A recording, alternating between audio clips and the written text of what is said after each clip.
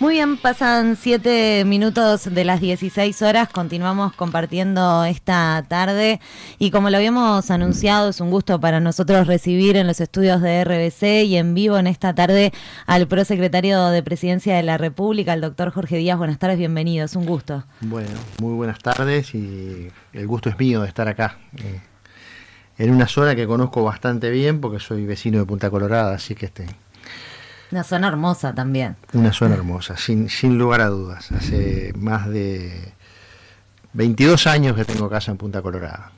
Bien, así que vecino, prácticamente local, ¿no? Local.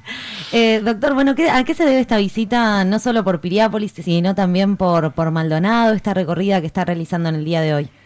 Bueno, como ustedes saben, en mi carácter de prosecretario de la Presidencia de la República, soy el presidente de la Junta Nacional de Drogas. La Junta Nacional de Drogas tiene dentro de sus competencias, dentro de sus múltiples competencias, una es el trabajo en la atención a las personas con uso problemático de drogas y específicamente tiene bajo su égida todo lo que son los centros Ciudadela en todo el territorio nacional.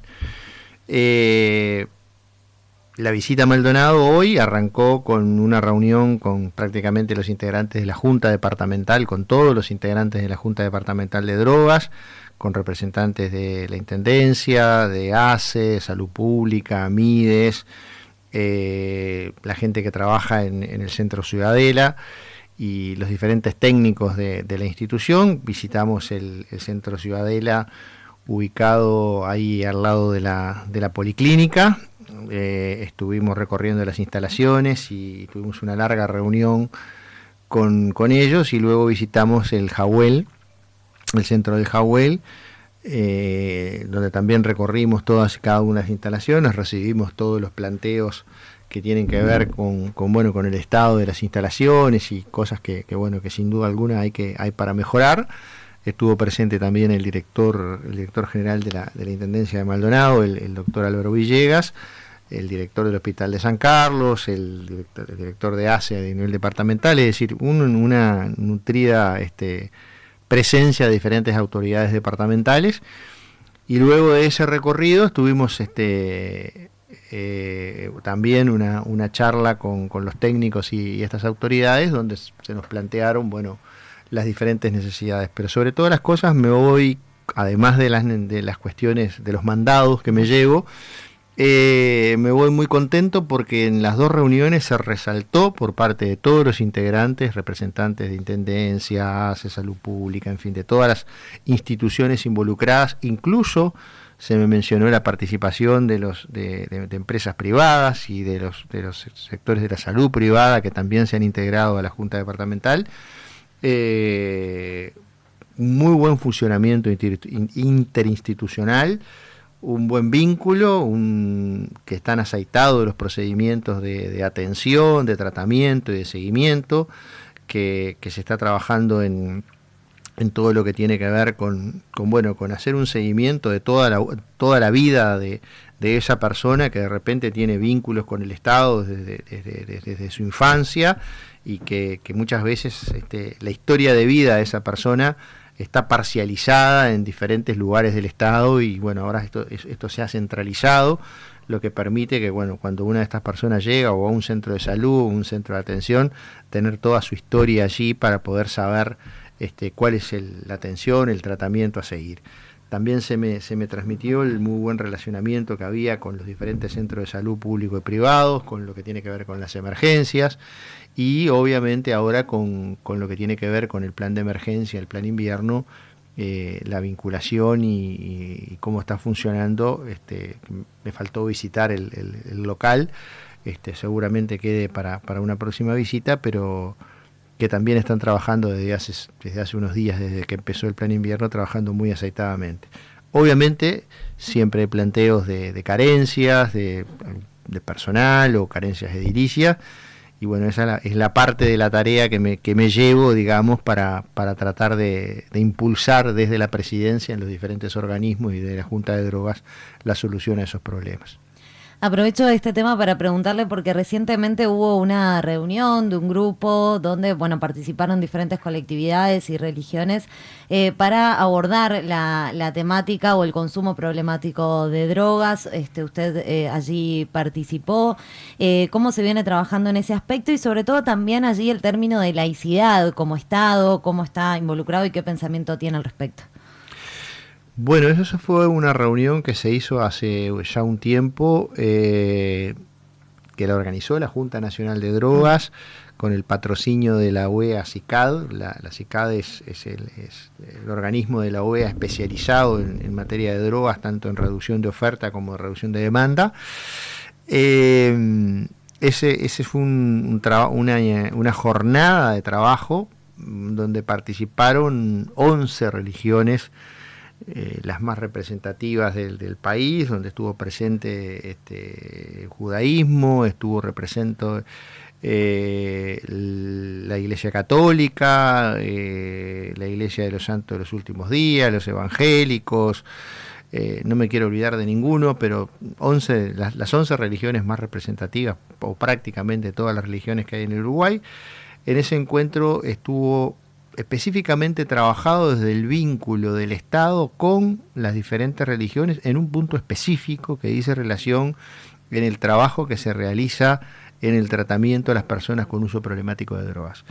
Cada una de estas religiones en diferentes niveles, en diferentes territorios y con diferentes metodologías, si usted quiere, trabajan con lo que tiene que ver con el consumo problemático, con gente que tiene consumo problemático de drogas. Y el interés del Estado es específicamente aunar esfuerzos, es decir, que si bien la política rectora en materia del trabajo en lo que tiene que ver con el consumo problemático de drogas, lo tiene la Junta Nacional de Drogas y la participación del Estado es muy fuerte y muy potente, está claro de que hay sectores del territorio nacional o sectores de la población donde el Estado o no llega con la suficiente fuerza. Y la idea nuestra es que estos sectores que hace muchísimos años que vienen trabajando, por ejemplo, a nivel de población carcelaria, o por ejemplo, en situación de gente en situación de calle, etcétera, que de alguna forma coordinar esos esfuerzos, que no se dispersen o que no se solapen, y generar sinergias que permitan un mejor resultado. Fue un encuentro muy removedor, por un lado porque nos enteramos, por lo menos yo en lo personal, de muchas de las actividades que las diferentes instituciones religiosas llevan adelante, y obviamente que no se pretende que sustituyan al Estado. Somos conscientes que la principal responsabilidad es del Estado, la principal responsabilidad es del gobierno, y obviamente que la asumimos, pero en la medida en que un sector privado, un sector vinculado a las instituciones religiosas, más a lo espiritual, pero que efectivamente están realizando trabajos y esos trabajos tienen impacto, es nuestra obligación coordinarlos y tratar de aunar esfuerzos en ese sentido.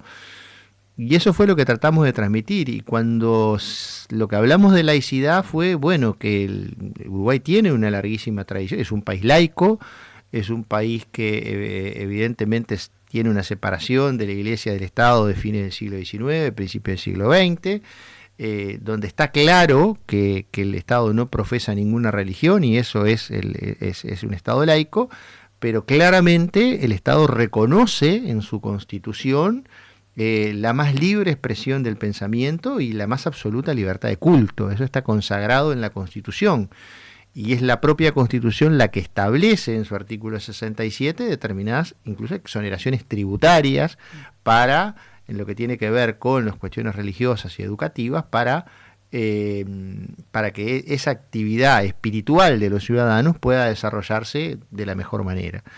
O sea que el Estado laico no es la negación de la religión, sino que el Estado laico es permitir y garantizar precisamente que todas las religiones puedan expresarse libremente y puedan compartir, digamos, el espacio que compartimos los diferentes ciudadanos, aún aquellos que no son creyentes o que son agnósticos o que son ateos.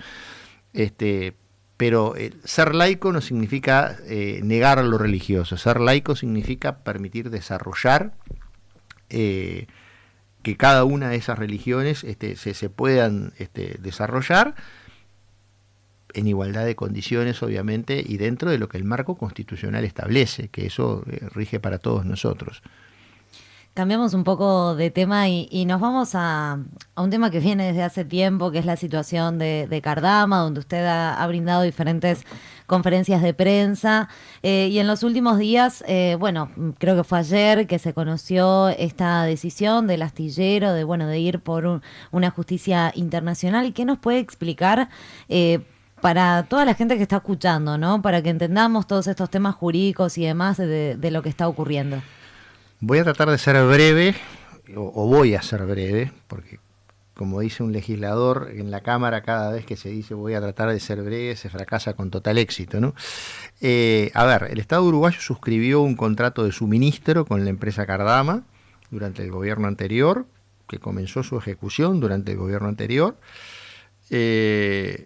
En el proceso de seguimiento del contrato se detectaron incumplimientos graves por parte del astillero, como la no constitución de la garantía de fiel cumplimiento, la presentación como garantía de una empresa inexistente, lo cual es muy grave porque la garantía de fiel cumplimiento del contrato, un contrato de suministro que se celebra en el marco del TOCAF, es una condición esencial, y es una condición esencial, lo decía el propio contrato, para la entrada en vigencia del contrato. La presentación de documentación falsa que permitió poner en vigencia o permitió poner en funcionamiento un contrato es un hecho de extremada gravedad, y la no presentación de la garantía es un incumplimiento grave que ameritaba la resolución del contrato.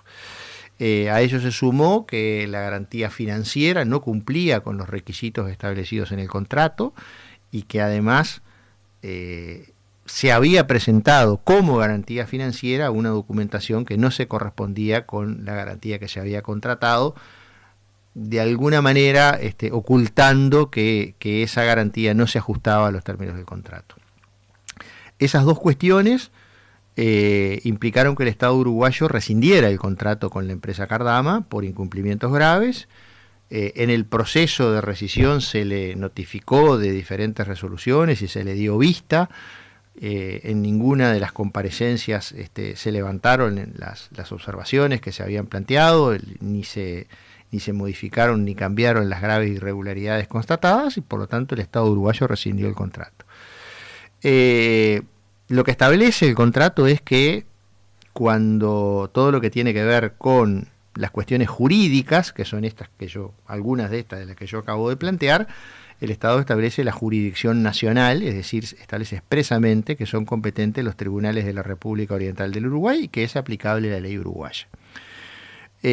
Por lo tanto, que solamente tiene que ver o puede ser sometido a arbitraje las diferencias técnicas constructivas, es decir, si durante el proceso de construcción se presentaran, o finalizado el proceso de construcción, se presentaran diferencias técnico-constructivas, estas debían someter a arbitraje, primero del inspector de la sociedad de calificación, del OIS, y si el inspector no lo aceptaba, de la Cámara de Comercio Internacional establecida en París.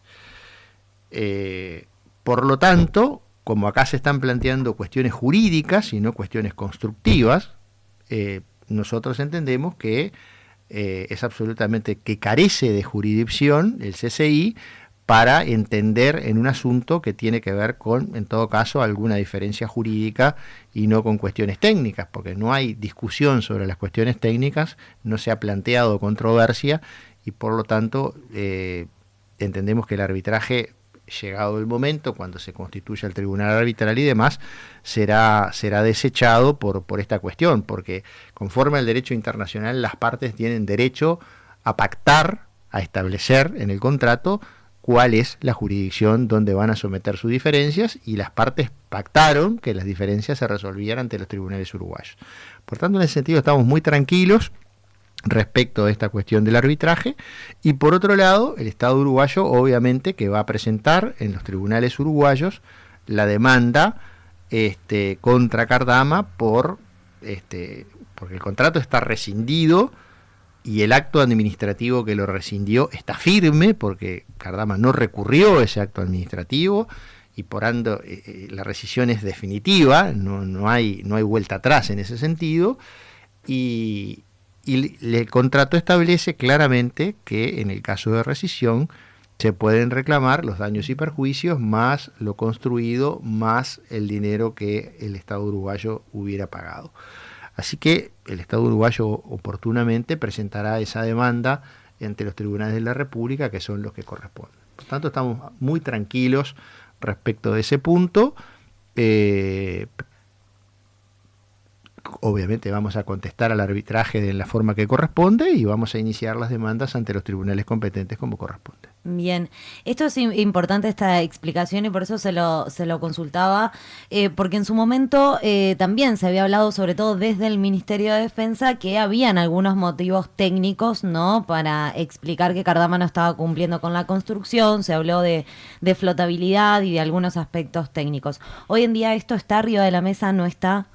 Yo diría no está arriba de la mesa porque, más allá de las constataciones en el expediente administrativo y del informe de Bureau Veritas y demás, es claro, contundente y terminante que el acto administrativo del gobierno uruguayo por el cual rescindió el contrato son razones estrictamente jurídicas y tienen que ver con las garantías. Es decir, en ningún momento en el acto administrativo de rescisión se mencionaron aspectos técnicos. Por lo tanto, esos aspectos técnicos pueden dar lugar a otro tipo de acciones, pero no específicamente relacionados con el proceso de rescisión. Así que por ese lado estamos muy... Es más, ese acto administrativo se dictó con ese contenido y con pleno conocimiento de las consecuencias del mismo. Por lo tanto, la verdad que hoy salió en el diario El País, por ejemplo, una entrevista que le hicieron al profesor Didier Perti Badán, profesor de Derecho Internacional Privado, donde corrobora que sí, que el Estado uruguayo tiene razón respecto a la jurisdicción y a la ley aplicable. Así que la verdad que estamos muy tranquilos en ese sentido. No vamos a agregar mucha cosa más porque evidentemente la estrategia que va a llevar adelante el Estado uruguayo en los diferentes ámbitos es reservada y es confidencial, en la medida que no le vamos a estar contando a nuestra contraparte cuál es la estrategia que vamos a seguir. ¿Esto será un proceso largo para Uruguay? ¿Qué cree? Yo creo que los procesos judiciales o jurisdiccionales siempre son largos, es decir, lamentablemente. Pero bueno, nosotros tenemos una estrategia claramente definida. Esa estrategia preveía la posibilidad de que esto pasara, es decir, no es algo que nos tome por sorpresa. Ya nuestra estrategia, o sea, la estrategia de la República Oriental del Uruguay preveía este tipo de situaciones y obviamente que las vamos a enfrentar conforme a la estrategia definida por la República Oriental del Uruguay. Así que no pasó nada que nos sorprendiera, por decirlo de alguna manera, ni pasó nada para lo que no estemos preparados para enfrentar.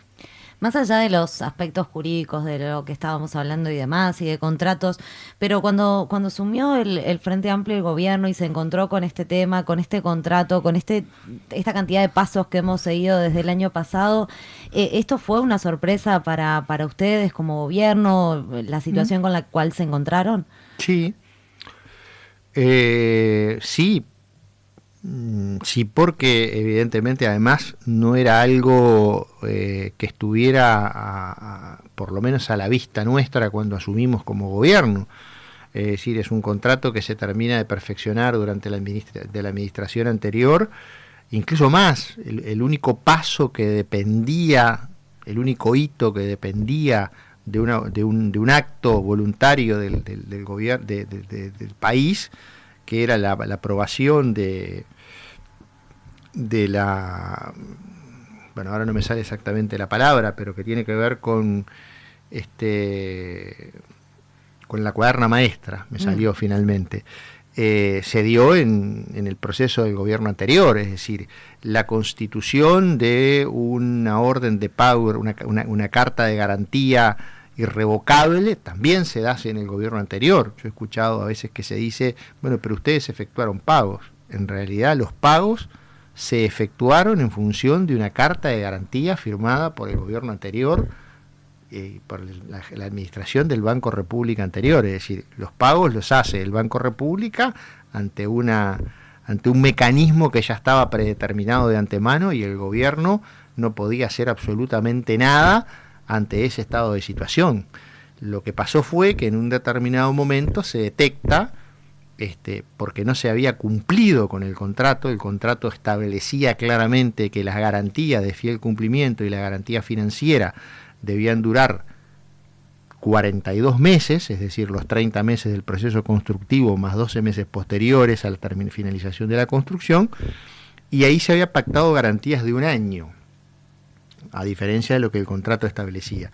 Garantías de un año renovables, pero esa renovación se debía hacer un mes antes del vencimiento y comunicado al gobierno uruguayo. De lo contrario, conforme a la propia garantía, el Estado uruguayo podía ejecutar esa garantía. ¿Y qué fue lo que hicimos? Como no se renovó ni se nos comunicó, lo que hicimos fue ejecutarla. Y cuando la ejecutamos nos enteramos de que esa garantía no existía, que era una empresa inexistente, que era una empresa de papel, que claramente no existía la garantía, de que habíamos sido engañados como Estado en ese sentido.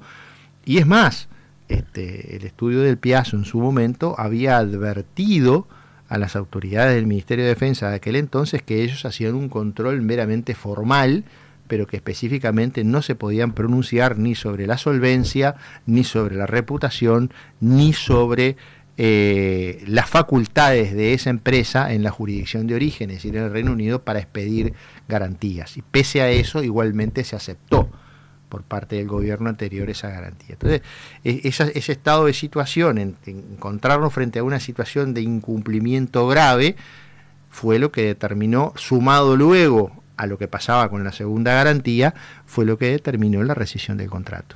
Dado todo esto, la oposición continúa diciendo que se arrasó con un contrato, que no habían tales motivos. Bueno, eso es una discusión política en la cual yo no voy a entrar. Los argumentos jurídicos son explícitos, son claros, son contundentes. A mí me llama un poco la atención la feroz defensa que se hace de una empresa privada que engañó al Estado uruguayo por parte de la oposición, pero bueno, cada uno se hace cargo de sus dichos.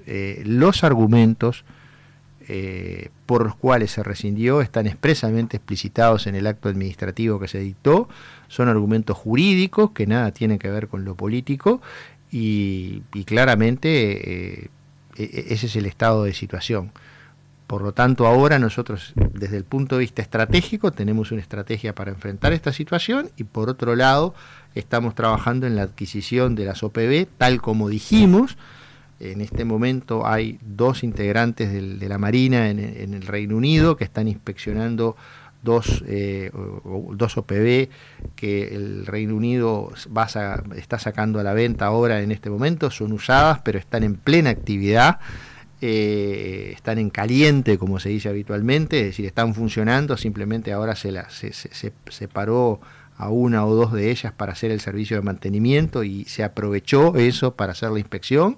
Vamos a esperar el informe que venga de estos 2 marinos, y eso es una oferta del gobierno del Reino Unido, que cada una de estas OPV salen $20 millones, está en actividad, tienen aproximadamente todavía una durabilidad de casi 30 años por delante, y funcionan bien en el Atlántico Sur. De hecho, hay 2 de ellas en las Malvinas que están funcionando. Imagínense que si están funcionando en las Malvinas, pueden funcionar perfectamente en nuestro mar territorial, porque esto es Atlántico Sur-Sur, y esa es una posibilidad. Y después tenemos diferentes opciones en España o en Francia, y en algún otro país, para la adquisición de OPVs nuevas, que también es otra posibilidad que está encima de la mesa. Pero eso son 2 cosas, como 2 caminos diferentes. Lo que tiene que ver con la adquisición de las OPV, que el presidente Orsi se comprometió que antes de la finalización del gobierno van a estar funcionando en Uruguay, y por otro lado, lo que tiene que ver con el proceso de estrategia de enfrentamiento de un juicio con una empresa privada que claramente nosotros creemos que no estaba a la altura, que incumplió gravemente con el contrato firmado. Queremos pasar a otros temas y repartir un poco el tiempo que nos queda. Otro de los temas que está en agenda es las modificaciones al Código del Proceso Penal. Recientemente estuvo la fiscal de Corte subrogante en el Parlamento, en la comisión, el martes fue en la Comisión de Constitución y Legislación de la Cámara de Senadores. Allí, bueno, se plantearon una serie de temas o de discrepancias en torno al presupuesto, plazos y demás. ¿En qué está todo este tema y qué nos puede decir al respecto? Bueno, la Fiscalía General de la Nación, nosotros el abril, nosotros digo el gobierno, Presidencia de la República concretamente, firmó el presidente la constitución de un grupo de técnico asesor conformado, coordinado por la Prosecretaría de la Presidencia, pero conformado por el Poder Judicial, la Fiscalía General de la Nación, el Colegio de Abogados del Uruguay, el Ministerio del Interior, el Ministerio de Educación y Cultura y la Academia. Ese grupo, por la Academia estuvo el profesor grado 5 de Derecho Procesal, el profesor Gabriel Valentín. Por el Colegio de Abogados estuvieron los doctores Macedo y Gómez Santoro, profesores, además de integrantes de la directiva del Colegio de Abogados, profesores de Derecho Penal y de Derecho Procesal. Por la Prosecretaría en la Presidencia de la República, en el equipo estaba los profesores Soba y Martín Fernández, que integran mi equipo, que son profesores de Derecho Penal y de Derecho Procesal. Hubo 2 ministros de tribunales de apelaciones en materia penal, defensa pública, es decir, fue un grupo muy potente que trabajó durante 6 meses en la elaboración de no en la redacción de un código, en una revisión integral del actual código. ¿Por qué entendimos que había que hacer una revisión integral? Porque si bien este código se aprobó y entró en vigencia en el año 2017, hubo más de 20 leyes que lo modificaron en este proceso y esas modificaciones de alguna manera perforaron el sistema diseñado y que era necesario, bueno, una revisión integral para que el código tuviera esa armonía que se perdió con esta modificación de estas leyes y que además tener en cuenta algo muy importante, casi 10 años de aplicación, la experiencia de los operadores del sistema, fiscales, jueces, defensores públicos y privados, y todo el avance que ha tenido la academia durante todo este periodo, todo lo que se ha escrito. Se trabajó muy bien, se llegó a una revisión muy integral, se propusieron una modificación, creo que a 187 artículos, si no me equivoco. En el 90% de las propuestas existió unanimidad de toda la comisión. Mire que es difícil sentar a 20 abogados en una mesa y conseguir unanimidad. Y hubo algunas modificaciones, creo que son 20 artículos o una cosa así, donde alguna institución dejó a salvo, bueno, yo no estoy de acuerdo o con esta redacción o no estoy de acuerdo con este concepto. Eso pasó básicamente en la Fiscalía y en el Colegio de Abogados. ¿Por qué se dio eso? Por una razón muy sencilla, no tiene que ver con razones políticas, ni filosóficas, ni ideológicas, porque todo el grupo estuvo de acuerdo en que el sistema ajustado a la Constitución es el sistema acusatorio, adversarial, oral y público, que es el consagrado por el Código del Proceso Penal vigente. Las diferencias se dieron en algunos artículos donde la Fiscalía consideraba que la aprobación les podía, complejizar su trabajo, o los defensores entendían que tal artículo no le podía complejizar el trabajo a ellos. Obviamente, en esos casos, que fueron ya, debo decir, los mínimos, se dejaron sentadas porque además trabajamos sobre la regla del consenso y en estos artículos nos pusimos de acuerdo en mandar la redacción dejando a salvo la posición de cada una de las instituciones, que le vuelvo a repetir, básicamente fueron Colegio de Abogados y Fiscalía. Y obviamente cuando la institución comparece dice estoy de acuerdo con todo, excepto con estos artículos que nosotros ya dejamos establecido que tenemos diferencia. Obviamente el Parlamento tendrá que hacer ahora de árbitro, digamos, de esas diferencias.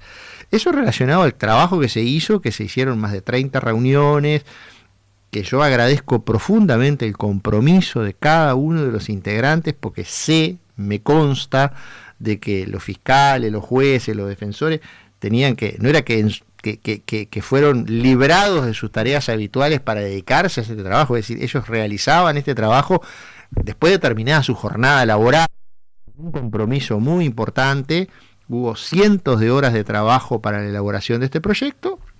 Cuando estuvo pronto se remitió al Parlamento